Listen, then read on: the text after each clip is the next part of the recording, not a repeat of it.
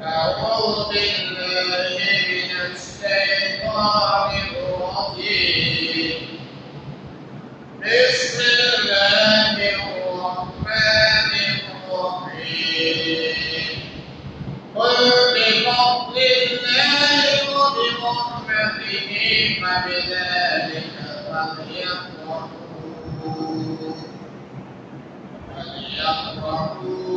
هو خير مما يجمعون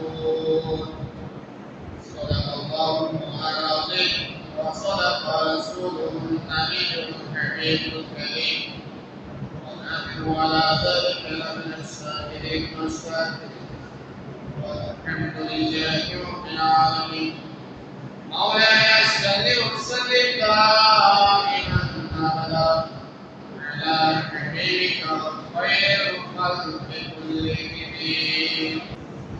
رسول نظام قرآن الكريم سورة يونس 58 নম্বর আয়াত কারিমা তেলাওয়াত করেছি এই আয়াতের আলোকে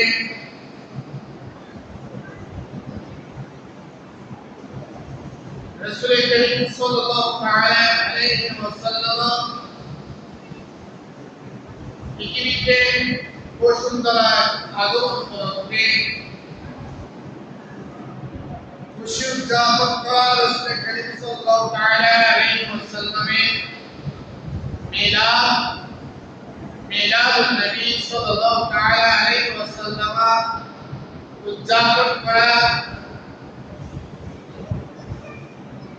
শরীয়ত সম্মত একটি অনন্য ইবাদত। এই বিষয়ে আলোচনা করার চেষ্টা করব। এই আলোচনা শ্রবণ করে সে মোতাবেক কর্মকাণ্ড অভিজ্ঞান করব। আমিন। মুসলিম আজম আমরা সকলে অবগত রয়েছি সফর মাস শেষ দিকে আর 2 দিন পর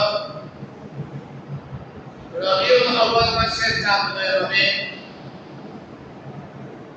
যে চাঁদ উদিত হলে মুমিনদের অন্তর আনন্দে ভরে যায়, মুমিনগণ খুশিতে উদ্বেলিত হয়। রাসূল করিম সাল্লাল্লাহু তাআলা আলাইহি ওয়াসাল্লাম এই রবিউল আউয়াল মাসে বসুন্ধরায় আগমন করেছেন। আল্লাহ রাব্বুল আলামিন প্রেরণ করেছেন আপনার মাহবুব সাল্লাল্লাহু তাআলা আলাইহি ওয়াসাল্লামকে এই রবিউল আউয়াল মাসের 12 তারিখে। এই প্রসঙ্গে এই আনন্দ উদযাপন প্রসঙ্গে আমাদের কোরআন কারীমের দিকে তাকায়। সূরা ইউনূসের 8 নম্বর আয়াত কারীমায় ইজ্জত ইরশাদ করছেন, হে রাসূল আপনি বলে দিন আপনার উম্মতকে মানব জাতিকে তারা যেন আল্লাহর ফজল এবং রহমত পাওয়ার কারণে আনন্দিত হয়, আনন্দ উদযাপন করে। আর তারা আনন্দিত হওয়া, এই আনন্দ উদযাপন করা এটা খায়রুম মিম্মা ইয়াজমাউন, তাদের হায়াতের জিন্দেগির মধ্যে যা জমা করেছে, একত্রিত করেছে, যা নেক আমল করেছে, ওই সকল নেক আমলের মধ্যে সবচেয়ে উত্তম এই কাজটি। আল্লাহ রাব্বুল আলামিন আল্লাহ শুকরিয়া জ্ঞাপনার্থে আপনাকে আনন্দিত হওয়ার জন্য দুটি বিষয় বলেছেন। একটা হচ্ছে আল্লাহর ফজল, একটা হচ্ছে আল্লাহর রহমত। এই আয়াতে কারিমা ফজল এবং রহমত বলতে আল্লাহ রাব্বুল আলামিন কি বুঝিয়েছেন? আমরা যদি কোরআন কারীমের অপর আয়াতগুলোতে তাকাই, কোরআনের সর্বোত্তম অনুবাদ হচ্ছে কোরআনের এক আয়াতের অনুবাদ করা অপর আয়াত দ্বারা। এটা হচ্ছে শ্রেষ্ঠ অনুবাদ। আমরা যদি আল্লাহ রাব্বুল আলামিনের কোরআন কারীমের আয়াত দেখি আল্লাহ রাব্বুল আলামিন ওই আয়াতের মধ্যে রহমত বলতে কি বুঝিয়েছেন? ফজল এবং রহমত। ফজল মানে আল্লাহর অনুগ্রহ, রহমত মানে আল্লাহর দয়া। তো আল্লাহর রহমত বলতে এখানে কি বুঝিয়েছেন আল্লাহ রাব্বুল আলামিন? কোরআন কারীমের সূরা আম্বিয়া 107 নম্বর আয়াতে আল্লাহ রাব্বুল আলামিন ইরশাদ করেছেন, রাসূল করিম সাল্লাল্লাহু তাআলা আলাইহি ওয়াসাল্লামকে সম্বোধন করে নবী করিম বলছেন, ওয়া মা আরসালনাকা ইল্লা রাহমাতাল লিল আলামিন। হে মাহবুব, আমি দুনিয়াবাসীর নিকট আপনাকে বিশ্ববাসীর জন্য আমি আপনাকে রহমত হিসেবে প্রেরণ করেছি। তাহলে ইসলাম এই আয়াতের মধ্যে রাসূল করিম সাল্লাল্লাহু তাআলা আলাইহি ওয়াসাল্লাম কি দুনিয়াবাসীর জন্য রহমত হিসেবে ব্যক্ত করেছেন। এই আয়াতের আলোকে স্পষ্ট হয়ে যায় যে আল্লাহ রাব্বুল আলামিন সূরা ইউনূসের 18 নম্বর আয়াতের মধ্যে যে রহমতের কথা বলেছেন, এই রহমত দ্বারা উদ্দেশ্য হচ্ছে রাসূল করিম সাল্লাল্লাহু তাআলা আলাইহি ওয়াসাল্লাম দুনিয়াবাসীর নিকট আগমন করা। অপর আয়াতের মধ্যে আল্লাহ রাব্বুল আলামিন বলছেন, واذكروا نعمة الله عليكم إذ كنتم أعداء فألف بين قلوبكم فأصبحتم بنعمته إخوانا। আল্লাহ রাব্বুল আলামিন বলছেন, হে আমার বান্দারা, তোমরা আল্লাহ রাব্বুল আলামিনের ওই নিয়ামতকে স্মরণ করো যে নিয়ামত আল্লাহ রাব্বুল আলামিন তোমাদের নিকট প্রেরণ করেছেন। কখন প্রেরণ করেছেন? ইয কুনতুম আ'দা, যখন তোমরা পরস্পর প্রতি শত্রুতা পোষণ করতে এক মিত্র আরেক মিত্রকে দেখতে সহ্য করতে পারতে না, পরস্পরের মধ্যে শত্রুতা বজায় ছিল। আর আল্লাহ রাব্বুল আলামিনের নিয়ামতের কারণে আল্লাহর ওই নিয়ামত তোমাদেরকে তোমাদের অন্তঃসুখের মধ্যে তোমাদের মাঝে যে পুত্রের মধ্যে দ্বন্দ্ব ছিল, শত্রুতা পোষণ করতে তোমাদের ওই শত্রুতা আদালত করে দিয়ে তোমাদের পরস্পরের অন্তরের সাথে অন্তরকে মিলিয়ে দিয়েছেন, রহমত তৈরি করে দিয়েছেন, ভ্রাতৃত্বের বন্ধনে তোমাদেরকে আবদ্ধ করে দিয়েছেন। আসবাহতুম বিনি'মাতিহি ইখওয়ানা, ওই আল্লাহর নিয়ামতের কারণে রাসূল করিম সাল্লাল্লাহু তাআলা আলাইহি ওয়াসাল্লামের কারণে তোমরা পরস্পর ভ্রাতৃত্বের বন্ধনে আবদ্ধ হয়েছ। তাহলে এই আয়াতগুলো যদি পর্যালোচনা করা হয়, তাহলে রাসূল করিম সাল্লাল্লাহু তাআলা আলাইহি ওয়াসাল্লাম হচ্ছেন বান্দার জন্য, বিশ্ববাসীর জন্য রহমত। রাসূলের কারণে রাসূল হচ্ছেন ওই নিয়ামত যে নিয়ামতের কারণে পরস্পরের মধ্যে ভ্রাতৃত্ব বন্ধনে আবদ্ধ হওয়ার সুযোগ হয়েছে। শত বছরের দীর্ঘ সময়ের পুত্রগত যে দ্বন্দ্ব ছিল, সেই দ্বন্দ্ব অবসান হয়েছে। সেটা হচ্ছে রাসূল করিম সাল্লাল্লাহু তাআলা আলাইহি ওয়াসাল্লামের আগমনের কারণে। এই জন্য রব্বুল করিম বলছেন, আল্লাহর এই ফজল এবং রহমত তথা রাসূল করিম সাল্লাল্লাহু তাআলা আলাইহি ওয়াসাল্লামকে যে আল্লাহ রাব্বুল আলামিন তোমাদের মাঝে প্রেরণ করেছেন, যুগে যুগে বিভিন্ন সময়ে মানুষেরা কামনা করেছিল রাসূল করিম সাল্লাল্লাহু তাআলা আলাইহি ওয়াসাল্লাম শেষ যুগের নবী, তাদের বংশ দিয়ে আগমন করবে। তো তোমাদেরকে যে এই উম্মতকে যে রাসূল করিম সাল্লাল্লাহু তাআলা আলাইহি ওয়াসাল্লামকে দান করা হয়েছে, এই উম্মতের মাঝে যে প্রেরণ করা হয়েছে, সেই জন্য আল্লাহর শুকরিয়া আদায় করো। আল্লাহর শুকরিয়া আদায় করতে তোমরা আনন্দ উদযাপন করো। তো এই আনন্দ উদযাপনটা সম্পূর্ণভাবে হতে হবে।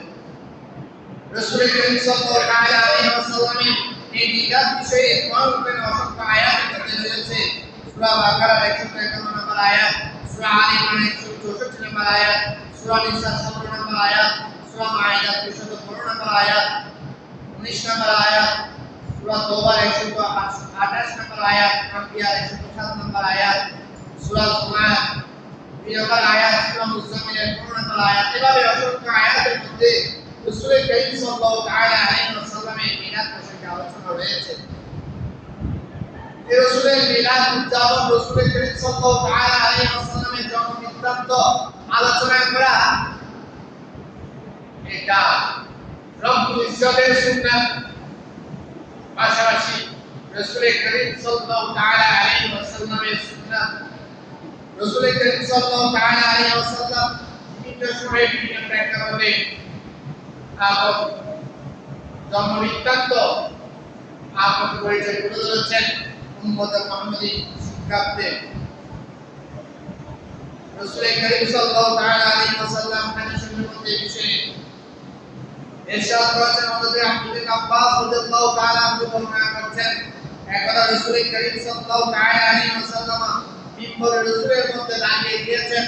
দাঁড়িয়ে রাসূল করিম সাল্লাল্লাহু তাআলা আলাইহি ওয়াসাল্লাম বললেন, সাহাবায়ে কেরাম জিজ্ঞাসা করলেন, হে আমার সাহাবারা, তোমরা কি জানো মান আনা, আমি কে? সাহাবায়ে কেরাম বললেন, ইন্নাকা রাসূলুল্লাহ, আমরা জানি আপনি আল্লাহর রাসূল। রাসূল করিম সাল্লাল্লাহু তাআলা আলাইহি ওয়াসাল্লাম এই উত্তরের পাশাপাশি রাসূল আপন বংশ পরিচয় দিলেন। রাসূল বলছেন, আমি মুহাম্মদ ইবনে আব্দুল্লাহ ইবনে আব্দুল মুত্তালিব, আমি আব্দুল মুত্তালিবের দৌহিত্র হযরত আব্দুল্লাহ রাদিয়াল্লাহু তাআলা আনহুর পুত্র। আল্লাহ রাব্বুল আলামিন যখন সৃষ্টি জগৎ সৃষ্টি করেছেন, ওই সৃষ্টি জগতের মধ্যে আমাকে সৃষ্টি জগতের মধ্যে যারা উত্তম সৃষ্টি, ওই উত্তম সৃষ্টির মধ্যে আল্লাহ রাব্বুল আলামিন আমাকে অন্তর্ভুক্ত করেছেন। অতঃপর আল্লাহ রাব্বুল আলামিন ওই সৃষ্টির মধ্যে উত্তম জাতির মধ্যে বিভাগে বিভক্ত করেছেন, দুই ফেরকায় বিভক্ত করেছেন।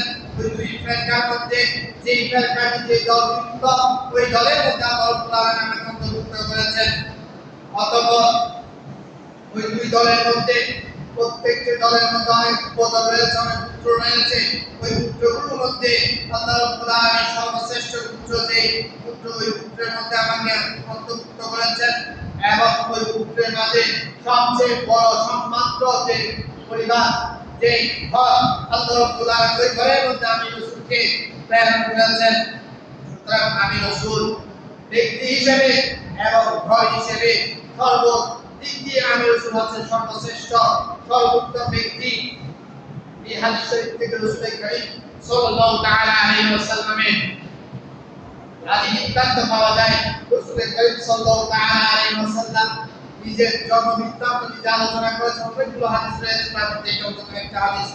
এখন আসুন সাহাবায়ে কেরাম রাদিয়াল্লাহু তাআলা আনহুম রাসূলের জন্ম বৃত্তান্ত তথা মিলাদুন নবী সাল্লাল্লাহু তাআলা আলাইহি ওয়াসাল্লাম উদযাপন করেছেন কিনা অসংখ্য হাদিস শরীফ রয়েছে।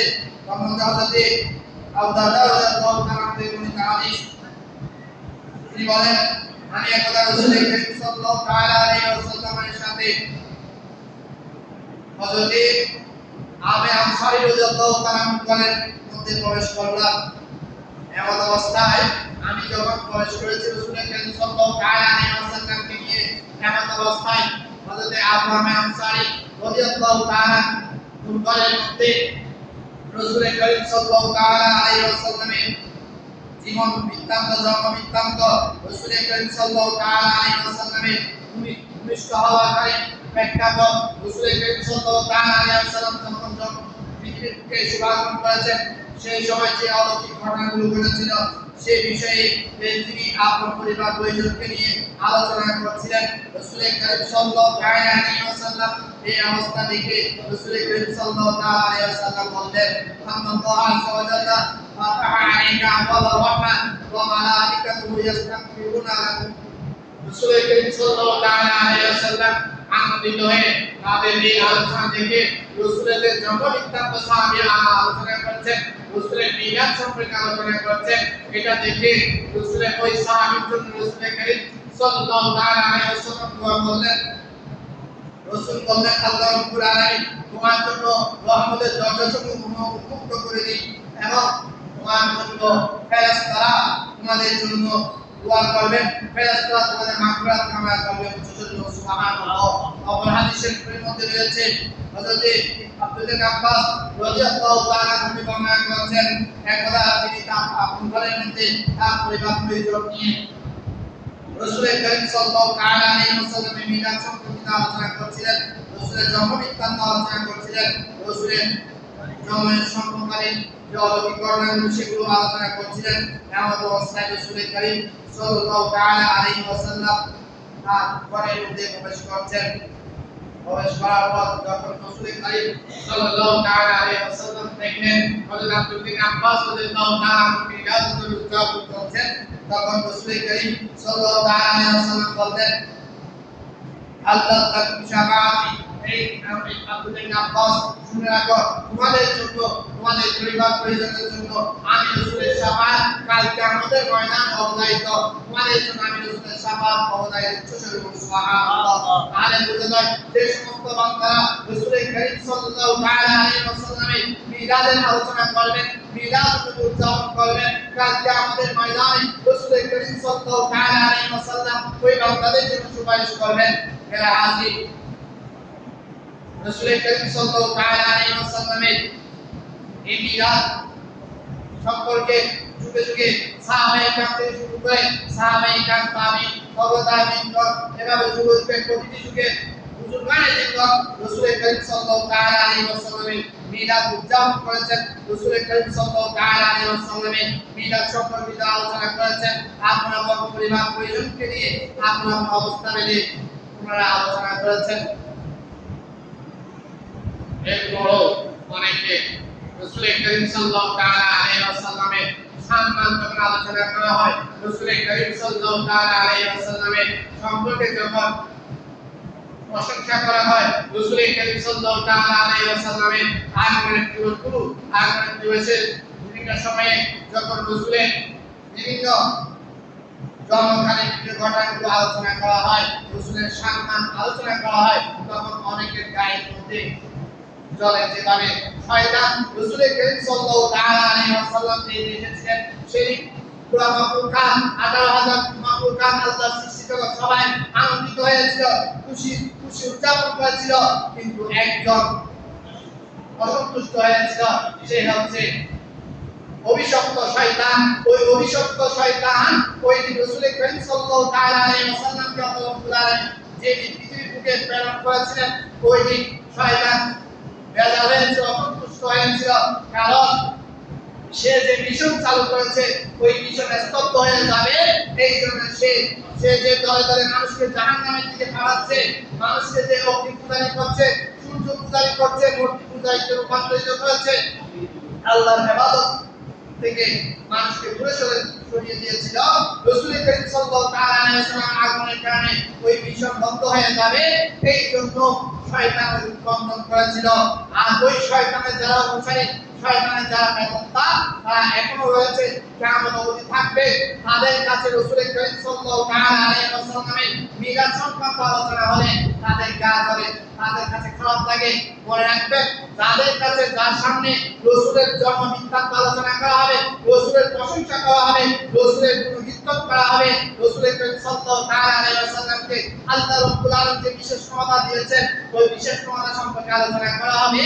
যে মানুষের চেহারা আনন্দিত না হয়ে খুশি হয়ে যাবে, যে মানুষের চেহারার মধ্যে আনন্দ না হওয়ার ছাপ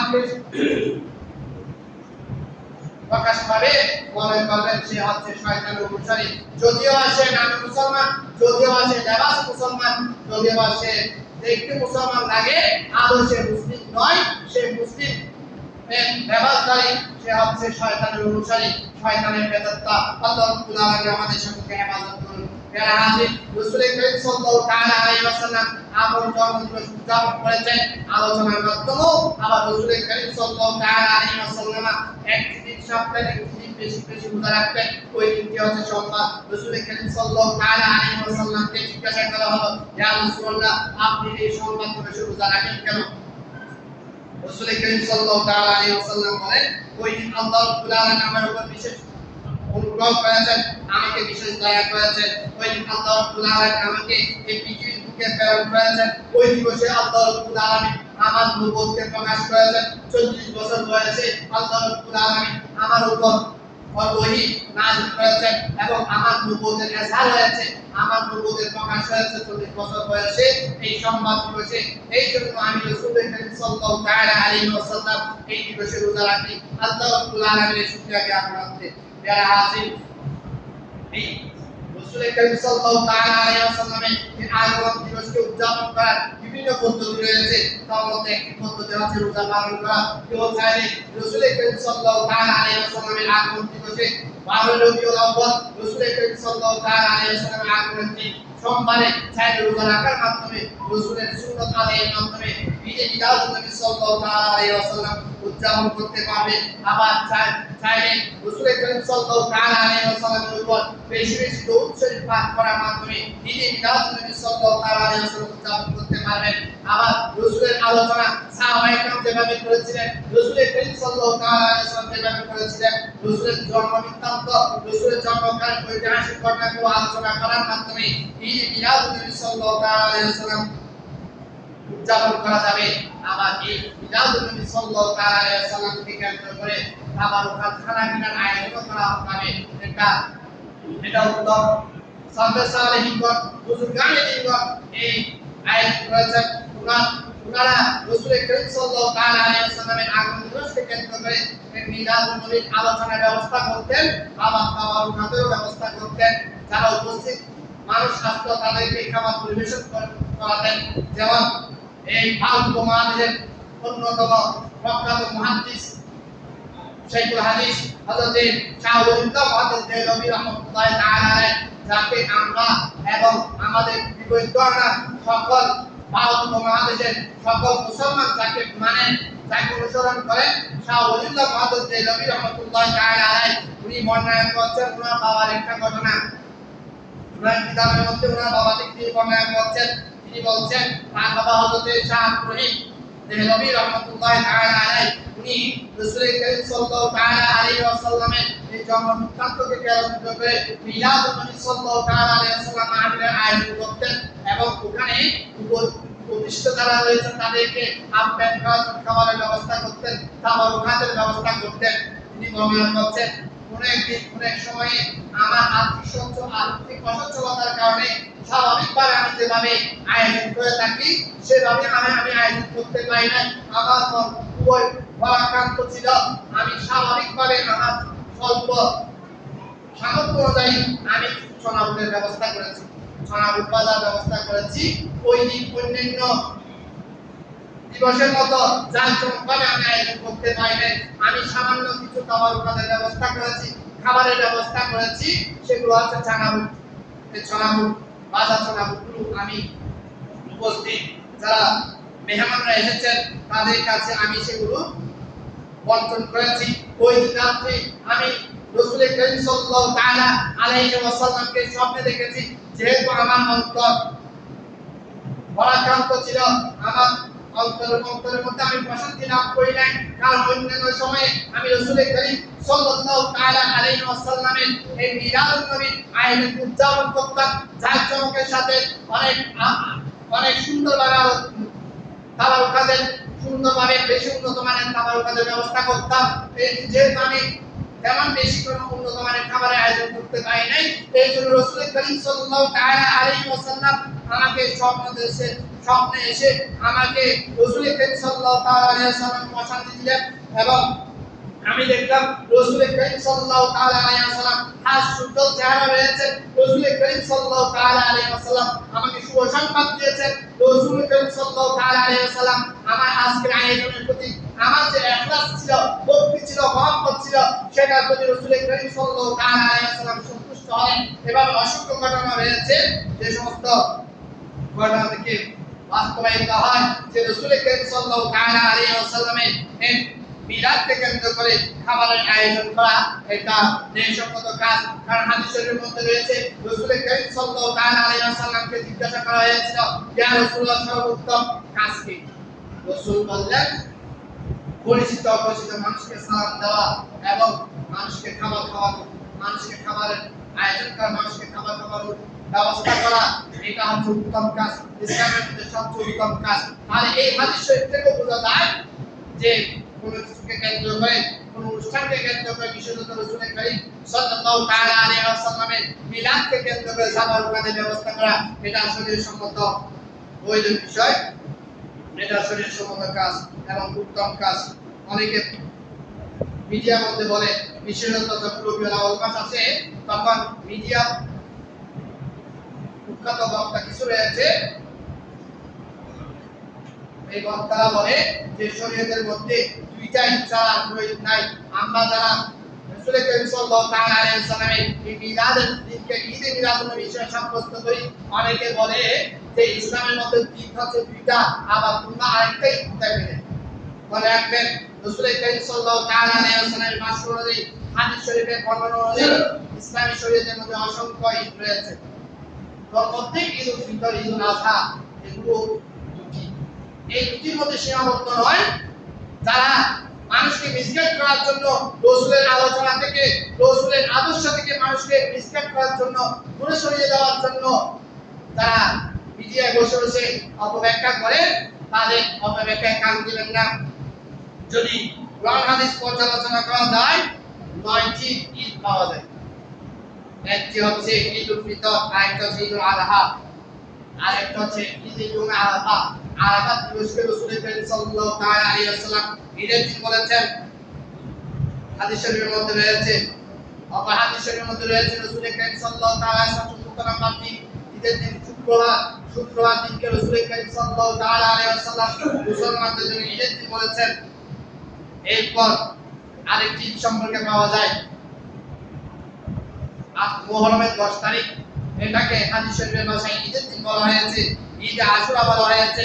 কারণ এই দিন বনি ইসরাঈলগণ আপন যুগে ফেরাউন থেকে মুক্তি পেয়েছিল, তারা এই দিনকে ঈদ হিসেবে উদযাপন করেছিল। আরেকটা দিন হযরত ঈসা আলাইহিস সালামের এক উম্মতের জন্য আসমান থেকে যে মায়েরা অবতীর্ণ হয়েছিল, আসমানে বিশেষ খাবার অবতীর্ণ হয়েছিল। হযরত ঈসা আলাইহিস সালাম আল্লাহর কাছে দোয়া করেছিলেন এই আসমানি খাবারের জন্য। হযরত ঈসা আলাইহিস সালাম বলেছেন, যদি আসমানি খাবার আমাদের জন্য প্রেরণ হয়, তখন আমরা ওই দিবসকে ঈদ হিসেবে আমরা উদযাপন করব। এভাবে লাইলাতুল বারাত তথা লাইলাতুল ইসমি শাবান মাসের 14 তারিখের দিনগত রাত্রি, এটা ঈদের দিন। লাইলাতুল কদর, এটাও ঈদের দিন। এই দুটা দিন ফেরেশতাদের জন্য ঈদের দিন। এরপর রাসূল করিম সাল্লাল্লাহু তাআলা আলাইহি ওয়াসাল্লামের আগমন এই দিবস, এটাও ঈদের দিন। সূরা ইউনূসের 58 নম্বর আয়াতের ব্যাখ্যায় এটা উপলব্ধি করা যায়, বিভিন্ন তাফসীরাতের মধ্যে রয়েছে। উলামায়ে কেরাম বলেছেন, এই যে 9টা ঈদের কথা আলোচনা করা হয়েছে, এই 9টা ঈদের মধ্যে সর্বোচ্চ ঈদটা, যেহেতু এই 9টা ঈদের মধ্যে বাকি ঈদগুলো রাসূল করিম সাল্লাল্লাহু তাআলা আলাইহি ওয়াসাল্লামের বদৌলতায় এসেছে। ঈদুল ফিতর, ঈদুল আযহা অন্যান্য নবীর যুগের মধ্যে ছিল না। এই যুগের উম্মত মুহাম্মাদের জন্য ঈদুল ফিতর, ঈদুল আযহা এসেছে। ঈদুল ফিতর, ঈদুল আযহা যে নবীর কারণে এসেছে, ওই নবীর আগমন দিবস খুশি উদযাপন করা, এটা ঈদুল ফিতর এবং ঈদুল আযহা থেকে উত্তম দিন। এই জন্য বলা হয় সকল ঈদের সেরা ঈদ ঈদ মিলাদুন নবী সাল্লাল্লাহু তাআলা আলাইহি ওয়াসাল্লাম। সুতরাং মুসলিম নিজাম যারা কোরআন হাদিসে অবব্যাখ্যা করে, তাদের থেকে দূরে থাকবেন। রাসূল করিম সাল্লাল্লাহু তাআলা আলাইহি ওয়াসাল্লামের ভক্তি মহব্বত নিয়ে রাসূল করিম সাল্লাল্লাহু তাআলা আলাইহি ওয়াসাল্লামের আগমন দিবসকে সুন্দরভাবে বৈধ পন্থায় উদযাপন করবেন, আনন্দ উদযাপন করবেন। রোজা রাখার মাধ্যমে, তাসবিহ তাহলিলের মাধ্যমে, দরুদ শরীফ আদায় করার মাধ্যমে, রাসূল করিম সাল্লাল্লাহু তাআলা আলাইহি ওয়াসাল্লামের প্রশংসা কি নাত রাসূল সাল্লাল্লাহু তাআলা আলাইহি ওয়াসাল্লাম পরিবেশন করার মাধ্যমে, রাসূল করিম সাল্লাল্লাহু তাআলা আলাইহি ওয়াসাল্লামের আগমন দিবসের ঘটনাগুলো আলোচনা করার মাধ্যমে এবং বিভিন্ন পন্থায় আয়োজন করতে পারবেন। এবং যাদেরকে আল্লাহ রাব্বুল আলামিন আর্থিক সক্ষমতা দিয়েছেন, আল্লাহ রাব্বুল আলামিন বরকত করেছেন, আপনারা অন্যান্য মুসলমানদেরকে এই ঈদুল মিলাদুন নবী সাল্লাল্লাহু আলাইহি ওয়াসাল্লাম উদযাপন করার জন্য আর্থিকভাবে সাহায্য সহযোগিতা করবেন। যেভাবে প্রয়োজন, যেখানে খাবার আয়োজনের প্রয়োজন সেখানে খাবারের আয়োজন করে সহযোগিতা করবেন। যেখানে গাড়ি ব্যবস্থা করা প্রয়োজন সেখানে গাড়ি ব্যবস্থা করার মাধ্যমে, যেভাবে প্রয়োজন সেভাবে সহযোগিতা করে রাসূল করিম সাল্লাল্লাহু তাআলা আলাইহি ওয়াসাল্লাম সাহাবায়ে কেরামকে যে ভবিষ্যৎবাণী করেছিলেন, যে দোয়া করেছিলেন, সেই দোয়ার মধ্যে আমি আপনি শামিল হওয়ার জন্য চেষ্টা করবেন। রব্বুল ইজ্জত আমাদের সকলকে তৌফিক দান করুন। এই জন্য আল্লাহ রাব্বুল আলামিন বলেছেন, আমি যে আয়াতে সূরা ইউনূস নম্বর আয়াতের মধ্যে বলেছি, রাসূল করিম সাল্লাল্লাহু তাআলা আলাইহি ওয়াসাল্লামের এই মিলাদকে, রাসূল করিম সাল্লাল্লাহু তাআলা ইসলামের আগমনকে উদযাপন করার জন্য আল্লাহ রাব্বুল আলামিন বলেছেন। এবং আল্লাহ রাব্বুল আলামিন বলেছেন এটা অন্যান্য ইবাদত থেকে উত্তম ইবাদত। এই জন্য বলা হয় ঈদ মিলাদুন নবী সাল্লাল্লাহু তাআলা আলাইহি ওয়াসাল্লাম এটা উদযাপন করা এটা সর্বোত্তম ইবাদত। আল্লাহ রাব্বুল আলামিন আমাদের সকলকে আমল করার তৌফিক দান করুন। আমিন। ওয়া আখিরু দাওয়ানা আলহামদুলিল্লাহি রাব্বিল আলামিন।